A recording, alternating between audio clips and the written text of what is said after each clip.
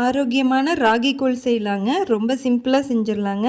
அதுக்கு ஒரு பாத்திரத்தில் 3 ஸ்பூன் ராகி மாவு போட்டுட்டு டீ குடிக்கிற டம்ளர் இருக்குல்ல, அந்த அளவில் 4 டம்ளர் அளவுக்கு தண்ணி ஊற்றிட்டு நம்ம இதில் கரண்டியால் கலக்கி விட்டோம்னாவே கட்டி இல்லாமல் நல்லா கரைஞ்சிடும்.